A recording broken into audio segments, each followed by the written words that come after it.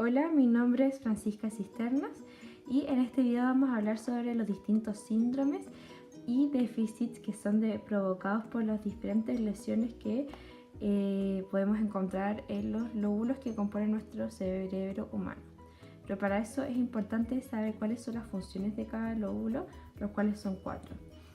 Está el frontal, el cual se va a encargar del control de impulso, del juicio, del lenguaje, de la función motora, de la socialización, de la memoria a corto plazo. El lóbulo parietal, el cual va a estar encargado del procesamiento de la información sensorial. El lóbulo occipital, el cual tiene la capacidad de ver e interpretar lo visto, puesto que el sistema visual va a converger acá. Y por último, el lóbulo temporal, que va a estar encargado de la memoria. Bueno, ahora podemos empezar.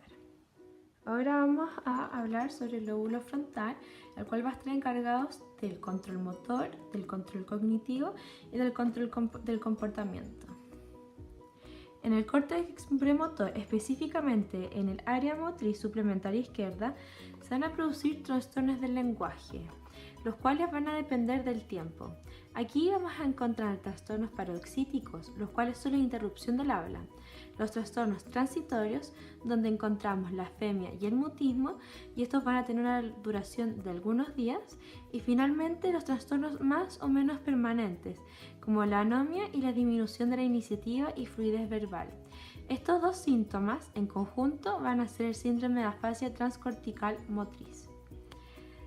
La apraxia idiomotora bilateral, el cual también vamos a encontrar una lesión en el área motriz suplementaria izquierda, va a dar como síndrome, un posible síndrome, el de mutismo aquinético, el cual tiene como síntomas la ausencia casi total de todo movimiento voluntario o iniciativa motora y un mutismo con preservación de la alerta. En el caso de la apraxia de la marcha, donde los síntomas son la pérdida de la capacidad para caminar, pero aquí no va a haber un déficit motor o un síndrome atáxico. En el control cognitivo, en el déficit de la resolución de problemas, vamos a encontrar una dificultad para poder resolver problemas de tipo aritmético.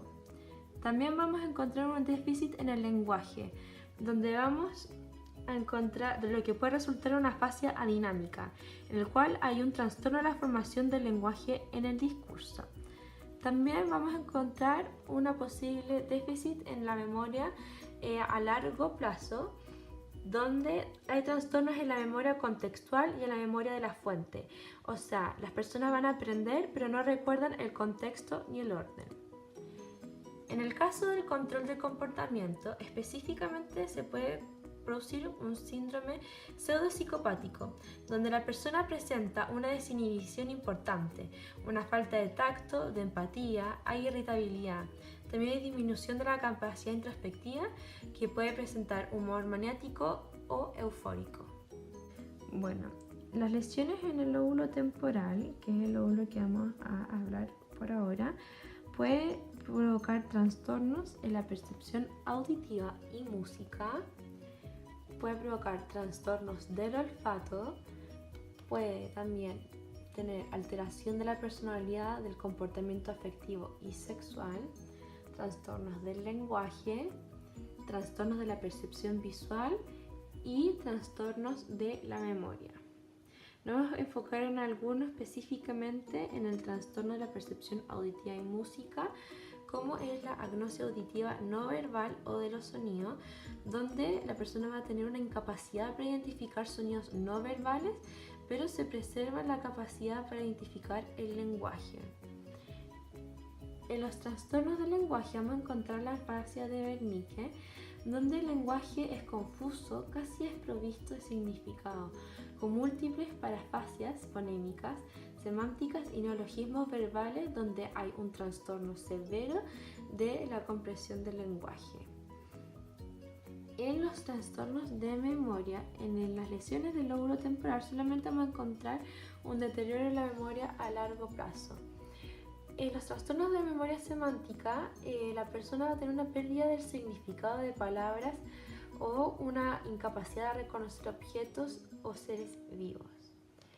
Y por último, en las alteraciones de la personalidad, del comportamiento afectivo y sexual, vamos a encontrar el síndrome de Killer Bully, donde la persona, para poder presentar este síndrome, tiene que presentar al menos 3 síntomas, como son las conductas temerarias con pérdida de la ansiedad y del miedo o disminución de conductas agresivas, el trastorno de conducta alimentaria con bulimia y pérdida de la selectividad alimentaria, con comportamientos sexuales anormales, con hipermetamorfosis, con ceguera psíquica y con hiperoralidad. El tercer lóbulo en el que nos vamos a enfocar ahora va a ser el lóbulo occipital, el cual va a ser el núcleo central del sistema visual, puesto que la información va a ser procesada aquí. Por lo tanto, una lesión en esta área del cerebro va a producir un déficit en la visión. Algunos ejemplos de déficit que encontramos producto de lesiones en el lóbulo occipital son la ceguera cortical, donde la persona tiene una pérdida repentina de la visión, pero presenta pupilas relativamente normales a la luz. La akinetopsia, donde el paciente tiene problemas al juzgar la posición exacta de los movimientos. Y podemos encontrar también distintos tipos de agnosias visuales, donde vamos a encontrar 4. La primera puede ser una agnosia de objetos, donde la persona tiene una dificultad para identificar los objetos.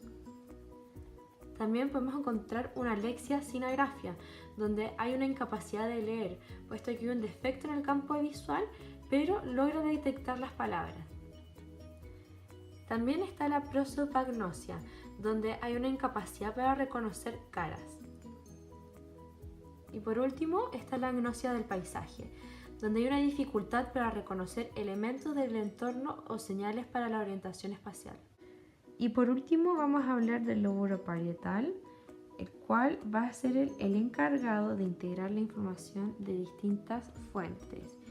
Va a ser por esto que una lesión en este lóbulo puede provocar problemas en diferentes tipos de capacidades que tenemos, como es la visión y el control motor.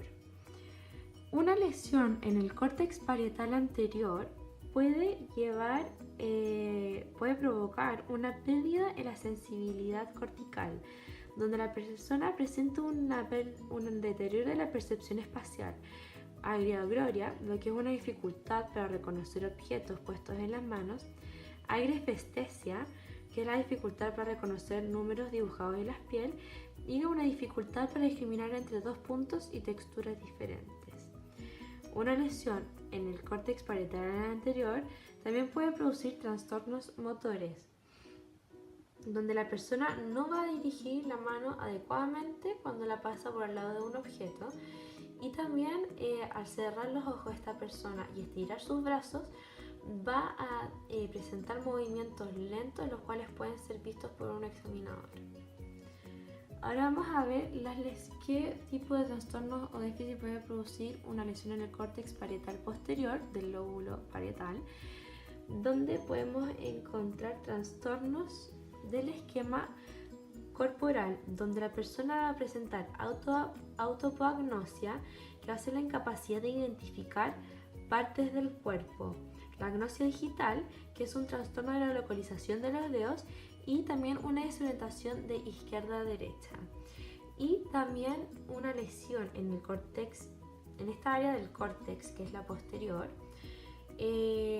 puede producir un trastorno del lenguaje y del cálculo, donde el afectado va a tener como síntomas la alexia, que va a ser la pérdida parcial o total de la capacidad de leer, la agrafia, que es un trastorno adquirido de la escritura, y la acalculia, que va a ser la incapacidad para comprender números y conceptos matemáticos.